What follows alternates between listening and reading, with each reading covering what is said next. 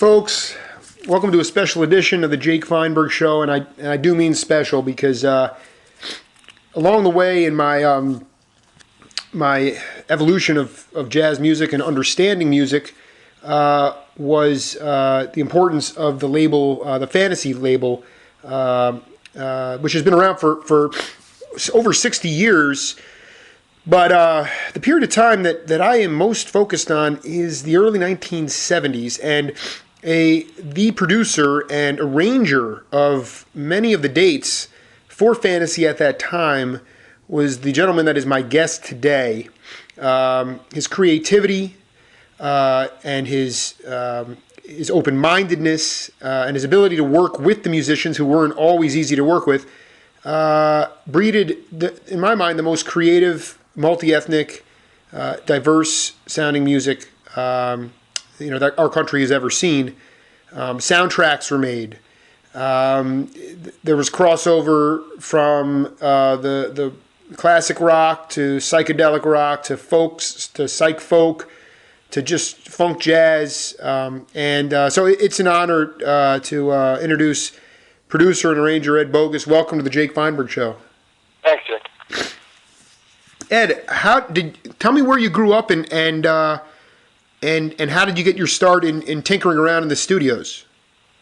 Well, grew up in the Bay Area, in San Francisco Bay Area, and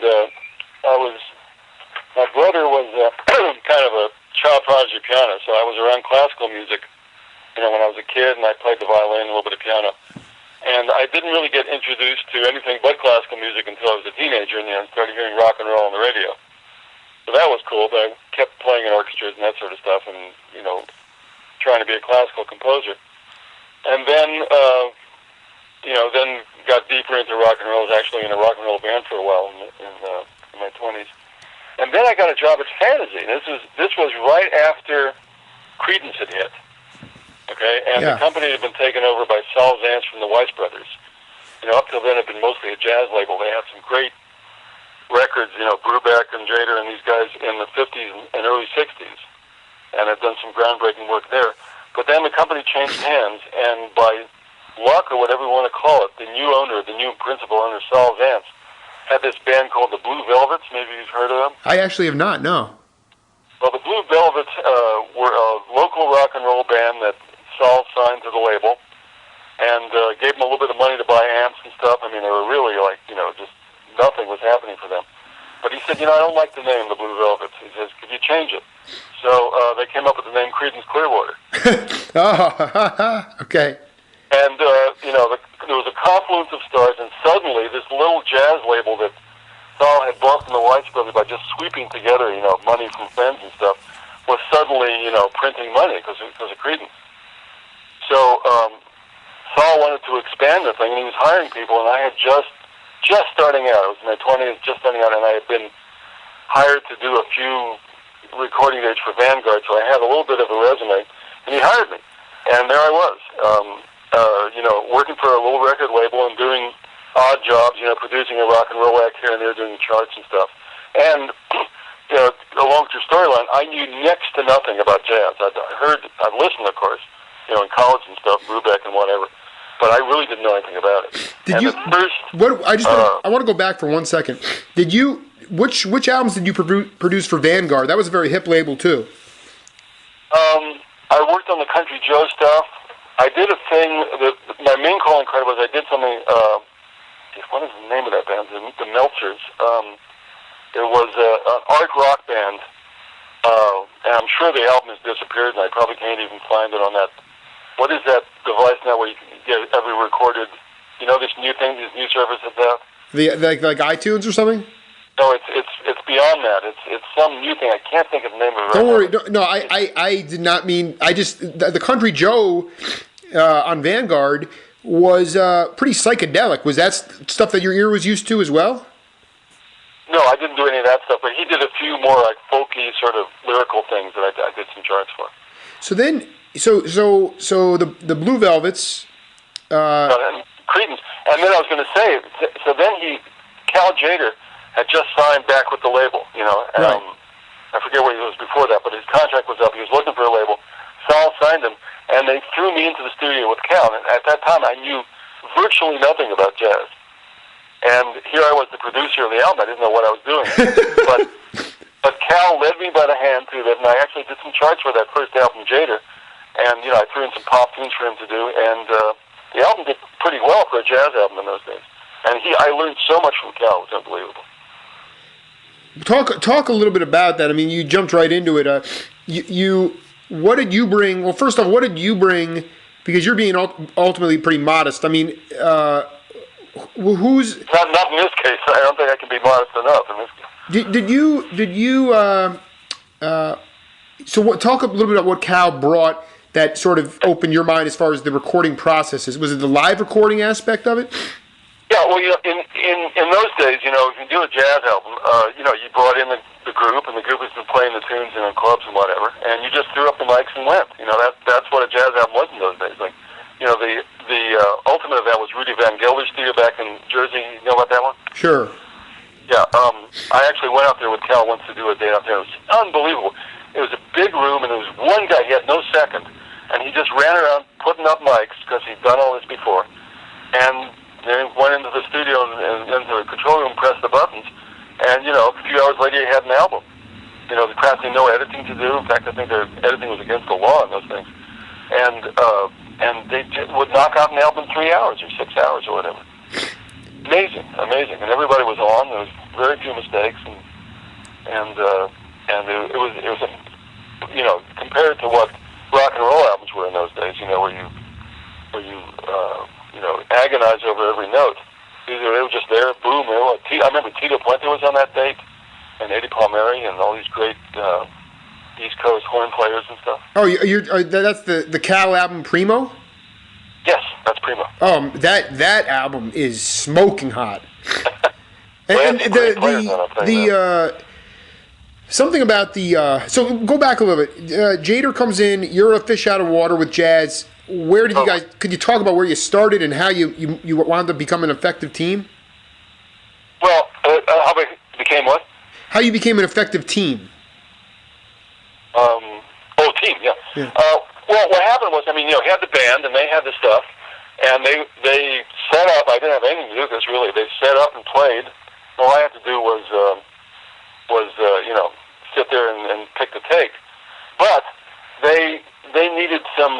He wanted to put some horns on some things, And he and I just sat there and listened to the thing and just sang lines back and forth to each other until we figured something out. And I had enough skills to be able to, to write it out for the instruments and call the players.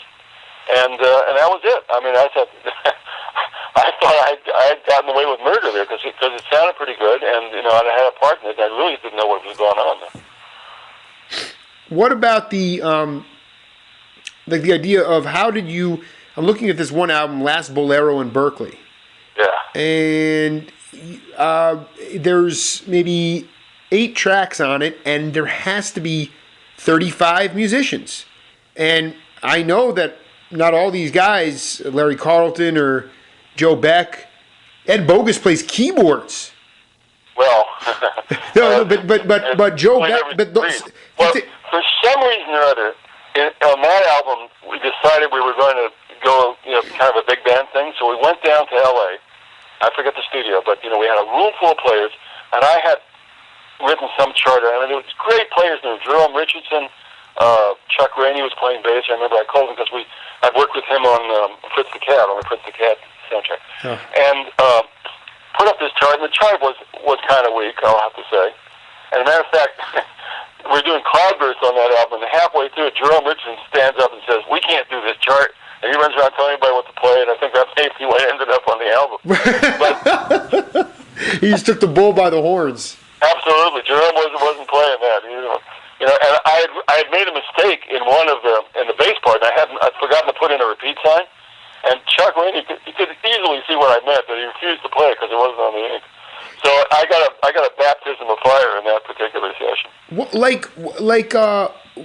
Talk a little bit about these guys. The camaraderie between because there were some real characters there. You got Dick Burke and you got Michael Wolff. I know he was very young at the time. Chuck Rainey, like you said, but then like there are other, like Ralph McDonald shows up on congas, and Joe Beck is there, and the list goes. It's just all these guys from that generation.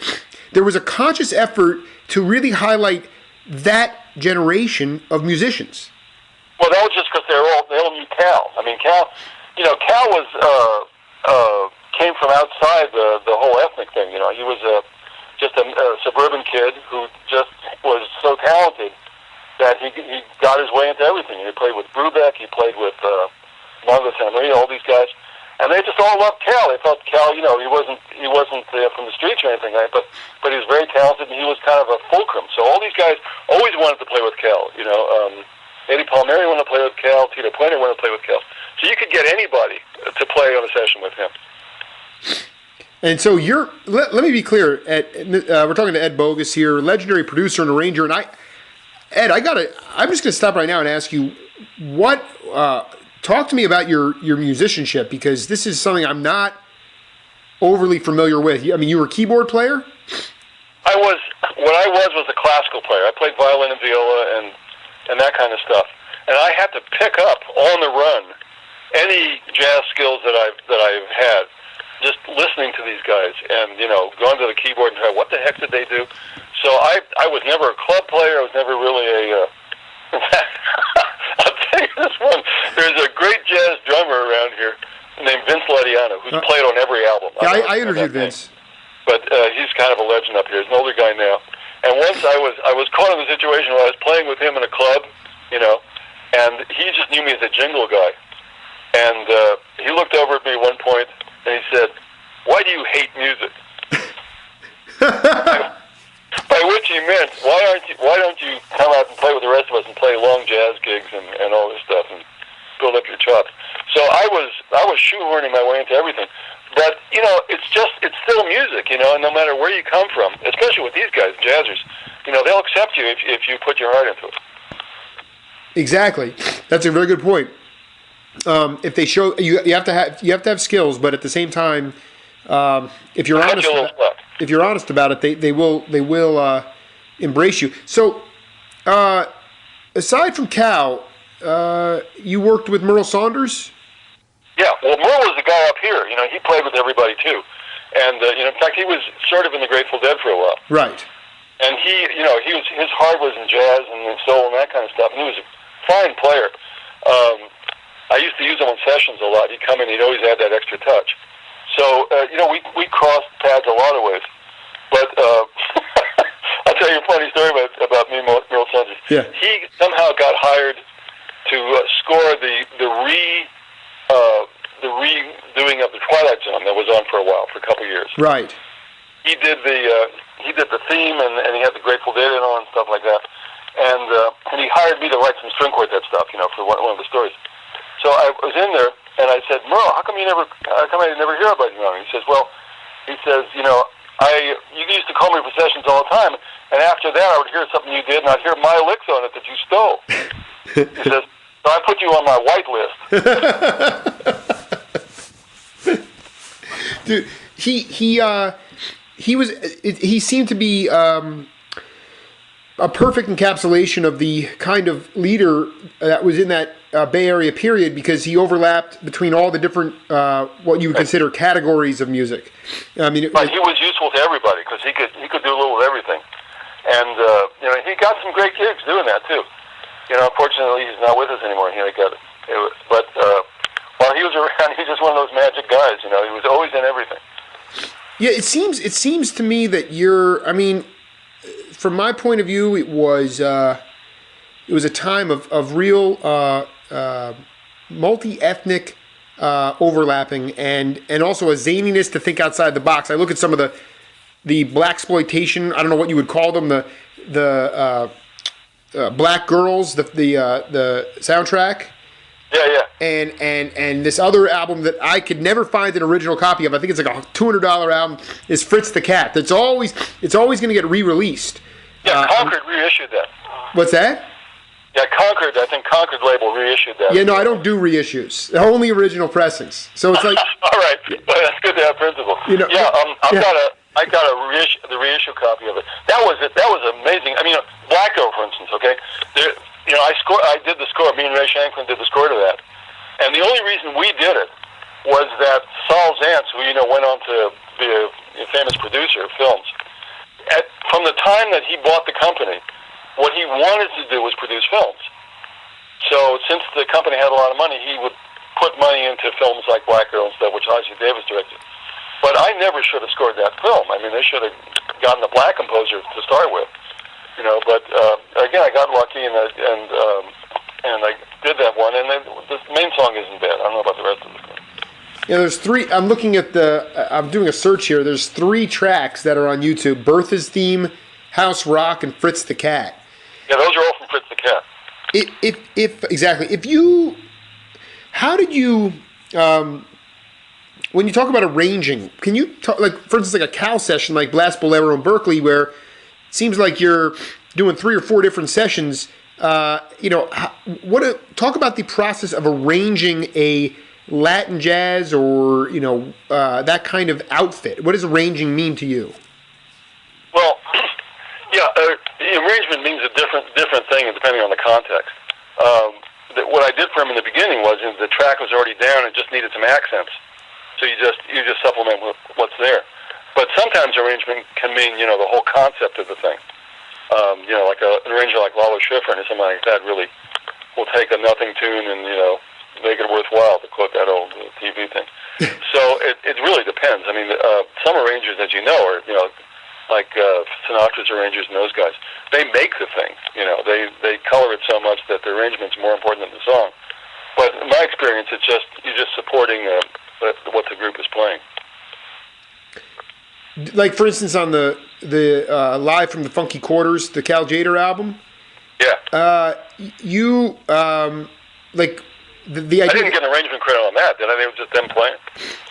I got producer Ed Bogas. Yeah, I was just sitting in the truck on that one. What do you mean, the truck? Well, it was live thing, so you couldn't have a bunch of you couldn't hear yourself in the club. So they ran wires out to a truck so you could hear what was going on. So their soundboard was in the truck? Yeah. Well, no soundboard. It was just you were going straight into the tape machines. Yeah, the tape machines and whatever inputs there were in the truck. Yeah. So you were okay. So this is absolutely classic. You were. I mean, it was real deal. It was Fantasy Records, but you were taping a live concert, and you couldn't see it. Yeah, we had monitors, yeah. You had TV monitors. Yeah. So actually, there's a video of that show as well. I don't know about that. I think it was just live, just so we could see what was going on. It's pretty exceptional stuff. How much of your time did you spend in the studios themselves? Because you talk to like Jerry Hahn, for instance, and he'll say that he's just getting a cup of coffee, he's ready to cut an album, and then Merle Saunders walks by. He's like, "Hey, Merle, you want to play on my album?" Merle, it seemed so loose. It seemed so hip. It seemed. Who was calling the shots around there? What would happen in those days, from my experience anyway, is the label would sign an artist, and the artist would say, "Okay, I'm ready to cut an album." And they'd say, "What do you need?" And if the guy was self-contained, they just send him to a studio and have him do it. Or if they wanted more control, they'd have a producer there. But it went anywhere from complete self-containment on the part of the artist to the producer, hiring some arrangers or doing it himself or something like that.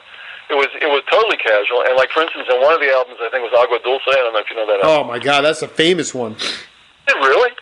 Do you know, Ed, that album there's some serious breakbeats. I don't know who's using it in the DJ clubs, but that you can't get that album for under $50. Is that right? Oh, Aqua Dolce is big.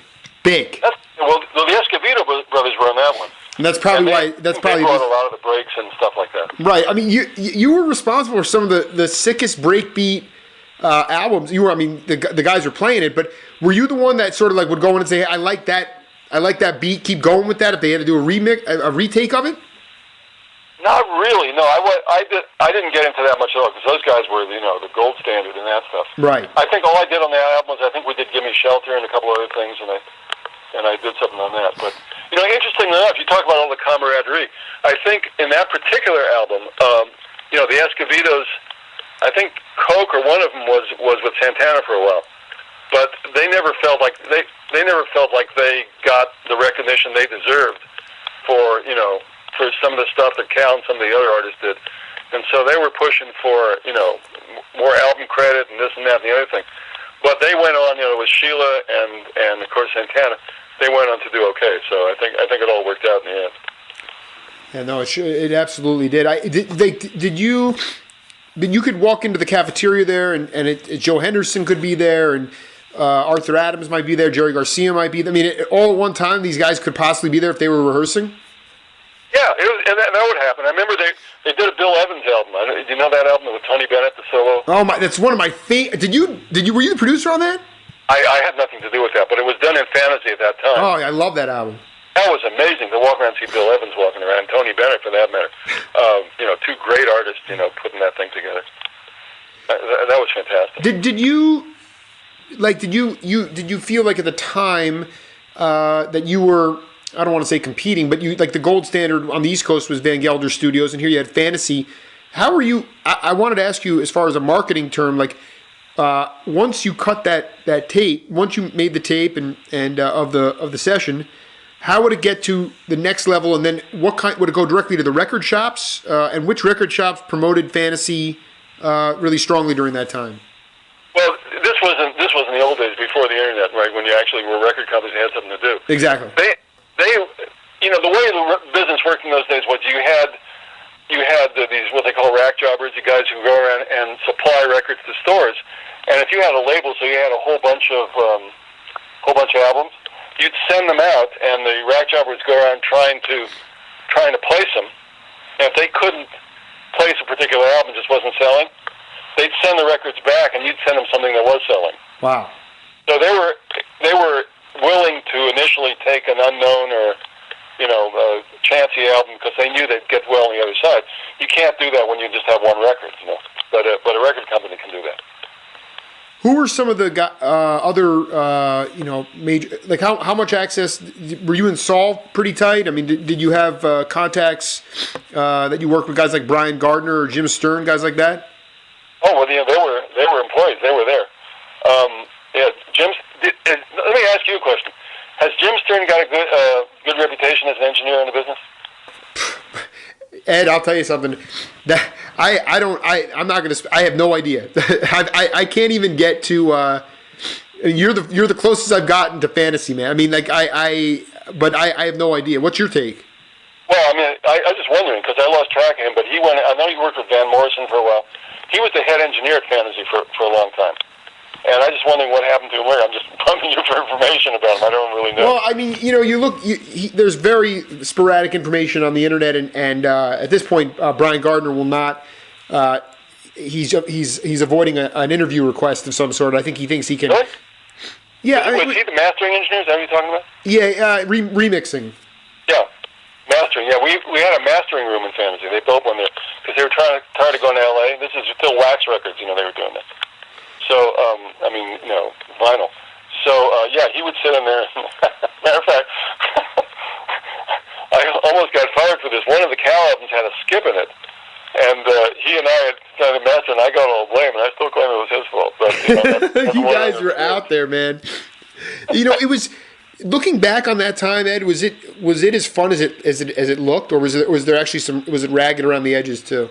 Well, outside of worrying about losing your job, it was a great deal of fun. But if the money was flush, if the company was flush with money, you must have felt some security. No, not really. I mean, we hardly got paid anything, in those days. Matter of fact, it was old school. It was really old school. These guys were beatniks from the 50s, who were running these companies, and they were tight with the dollar when it came to paying the help and all that. But they were making so much money; it was crazy. They sunk the money into the big building and the recording studio and all that kind of things. They'd spend money on that. But the theory was, unless you were Creedence, you didn't deserve to make a lot of money. What's your take on that whole story about? I've asked several different people, but the idea where Creedence, clearly. Did Creedence actually consciously at some point have a dialogue with Saul or someone like that to say, we're making a lot of money, let's open up the money for these. Absolutely, that's what destroyed the relationship. I mean, to see that happen was unbelievable. I mean, it was like seeing a horror film. You know, Creedence was the most successful band in the world, right? And they could do no wrong. And then first his brother left, so now they were a trio. And then the two sidemen left, and they wanted to make their own albums, and I won't say anything about that. And then John was in there cutting the albums where he was playing all the parts. But the real thing that happened, this happened after I left too, so they wanted to renegotiate the contract because they had a, standard beginner deal, 10% or whatever. Right. They said, look, we're making all this, we want a better deal. So I think Saul went for it the first time. He gave him a little bit more. But he would tell him, hey, contract's the contract. You signed the contract. And then he wanted even more, and that's when blood started to get bad, and John had to buy his own contract back or something like that. I think they went to Asylum. And then John wrote a song, putting Saul down. You know about that, right? I know. I'm not. What song was that? The song was called "Zantz Can't Dance." Yeah, I think I've seen that. I've never heard it though. And Zantz got totally mad at him. He had to change it to Vance Can't Dance or something like that. And then, now this is the height of. If you've never heard this story, this is a great story for your listeners. Fantasy sued Fogerty against his ability to make records that sounded like Creedence Clearwater. What the heck did they have against? I mean, it's one of those reverse things where here's the guy in the band that gives you so much success, and then you get vilified by him. I don't get. He was pissed, and it got personal. So there was I remember reading about this in one of the papers. There was an actual lawsuit when Spanish was claiming, well, the sound that they had as Creedence Clearwater belongs to us because they were on the contract, and so you can't make things that sound like that anymore. And there was a lawsuit, and I don't think they won that suit. But later on, I used to go back occasionally and talk to Saul, and I very, very gingerly brought up the subject of that whole thing, just like, barely asking. And what I got from that out was he was just so personally insulted by Fogerty that he wasn't going to take it lying down, so he brought that suit. It was bloody and ridiculous. I was going to ask you about two guys from the area that were kind of publicists, and how you felt their significance on the Bay Area music scene, and then in general jazz was one was Ralph Gleason and one was Phil Elwood. Well, let's see. Ralph was a reviewer for the Chronicle. I think Phil Elwood was with the Examiner or something. Yeah, exactly. Yeah. Well, I think Phil's still around. Phil is very well respected. He passed. He passed on. Jazz reviewer. And Ralph there's a funny thing about Ralph. Ralph actually was in the company for a while. He was this sort of patrician, very well-educated guy who reviewed jazz and stuff like that. And he had a show for a while. Ralph Gleason on a television show. And of course, his great claim to fame was that he did a Monterey Jazz Festival. He was instrumental either in, I'm not sure, the film or something like that. Really? But that was a major coup. So Saul hired him to be an A&R guy basically there, and he didn't really have much of a feel for pop music, so that didn't work out too well. But he was he was an icon, for as far as the public was concerned. And I don't think he had a great influence because he was making the wrong choices. But as far as Monterey jazz and all the rest of it, he was the man for a while around here. When you worked with Cal, how did you decide what hip song he should do? For instance, like the James Taylor tune on Bolero, "Don't Let Me Be Lonely." Yeah. I for one, am not. That's like not the track I'm going to go to consistently all the time. But because it's how did you figure out which songs you thought would work? Well, I agree with you. That was not a good choice. I just, nobody questioned it. I just said, "Hey, Cal, let's do this tune, that tune." He said, "Okay." They give me a lead sheet. There was no great thinking going on there. I made good choices, pretty good choices on the first album, but not good choices. Therefore, after that's one of the reasons I was no longer producing his albums after a while. When Fantasy took over Prestige and Milestone. Yeah. More specifically, Prestige. Were you assigned to that division, or what was your influence over those? Not much at all. I think I did a couple of charts. I did a Sonny Stitt album and I think a Gene Ammons thing. But no, that was entirely just a deal where, Saul was, of course, a great jazz aficionado, and they had money, so they just bought the Prestige, and I think there were, not Reprise, but Prestige and another one. They bought another Contemporary catalog. Contemporary. Because they knew that was good business, too. I mean, they spruced up the whole catalog, and they had steady sales from jazz fans from all those reissues. But I think they hardly did much new on those things. They just bought the catalog and sold it. Ed, talk a little bit about what you're doing these days to keep yourself entertained, because this is the farthest thing. We're not living in the 1970s anymore, that's for sure. Right, that's certainly true. Well, after I left Fantasy, I had made some connections in television and in movies and commercial world. So I just worked like mad after I got out there as an arranger. I was picking up skills as I went. And I had a run there when I was, doing a lot of television. I did the Garfield series. I did Charlie Brown. I did a few other series. And then I always do a lot of commercials. And in the modern age, I'm an old guy now, so I'm still working because I love it. But everything has changed so much. There's so much music available on the internet and, stuff like that. So the business has completely changed, and of course the styles have changed. But I still work. I did something today, and I'm going to do something Monday. It's just for the record, for my audience here. You did Fritz the Cat, Black Girl, Heavy Traffic, Payday, One Flew Over the Cuckoo's Nest, Bon Voyage, Charlie Brown, Don't Come Back, Race for Your Life, Charlie Brown, all the Garfield. This is not stuff to gloss over. This is major stuff that impacted childhoods of thousands of kids. I mean, that is, and that stuff is, it's one of the reasons the Jake Feinberg Show continues, is because I will not allow, I want to provide a bridge for my children between the creative arts of the early 1970s and now. And I was wondering, is there, I know Fantasy was their own entity, but why was there more money available for the Andy Warhol and the arts and the promotion of record? It seemed to me that society had more money. Was it just the mere fact that our tax structure was different, or that there were it was a Carnegie Mellon kind of thing? How do you rationalize that? Let me see if I understand your question. You're saying why wasn't there more put into the more extreme art kind of stuff? No, why was there more money available during that time in the early 70s? I know Creedence had, Fantasy had their own deal. Right. But in general, I know it wasn't just an appreciation for the arts. It was also a money thing. I mean, you look at any vinyl that came out on Verve or Blue Note or any album, and you got pictures and you got liner notes that are written, and it's all very kind of there was money, which there isn't now. Where was the money? How did the money come into play?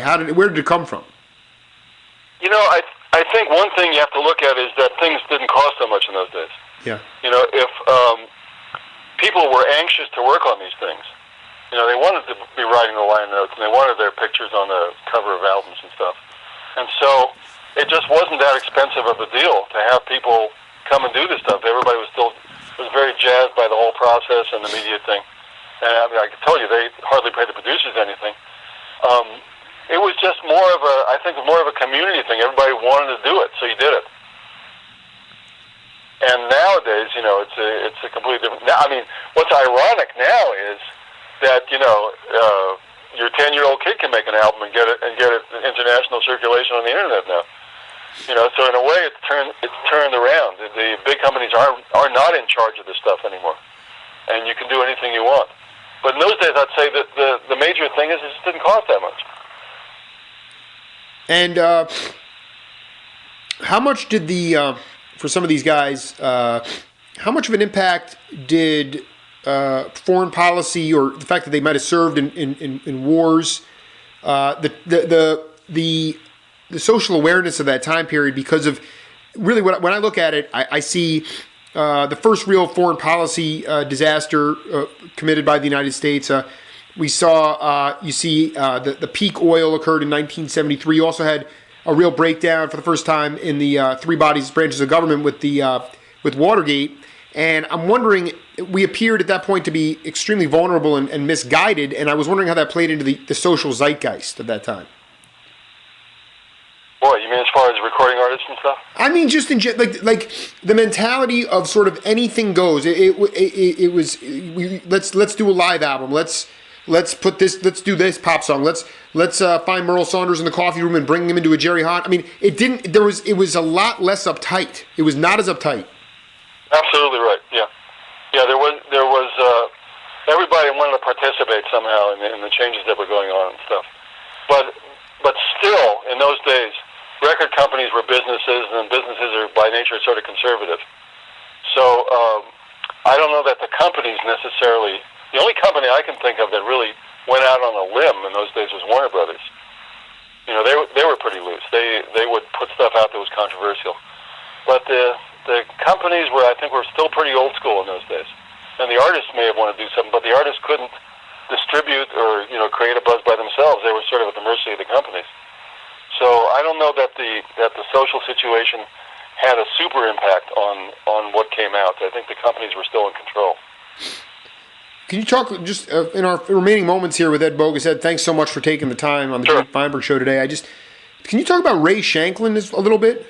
Yeah, Ray Shanklin. He was kind of my mentor at Fantasy. He had come from the R&B world and stuff like that, and he'd been an arranger. He was a dynamite arranger. He would write stuff in his head. He was one of those guys who could sit down and fill up staves of music paper with big band charts in his head. And I think he was a part owner of Fantasy. He was one of the guys that Saul went to come up with some money so he could buy it from the Weisses. And he was a cool guy. He wanted to still do his R&B. Fantasy had an R&B label called what was it? Man, I can't remember the name of it. But they had a simultaneous Galaxy, I think. Galaxy, yeah. And he produced those, and he had some mild hits on it and stuff. And he went in with me on scoring those films. He wasn't really into it, but he wrote some of the tunes on those films you mentioned. He was just a great guy, man, and he just kind of floated through it, and he never really got to skim off any of the cream, I think, from any of the stuff that happened. He also not with us anymore. I heard a few years ago that he passed away, but he sure taught me a lot. I really appreciate the fact that I was able to work with him for a while. Did you have a chance to go out and play club dates too? I mean, you were on these albums, but did you go out and play club scene? I didn't have the chops, man. I mean, I could sort of do it now, but in those days I was lost. I was still trying to remember how to do an F major chord with a 9 in it. I'm with you, my man. I'm with you, bro. Ed Bogas, thank you so much, man. I totally appreciate it. Well, thank you, man. All right, take it easy.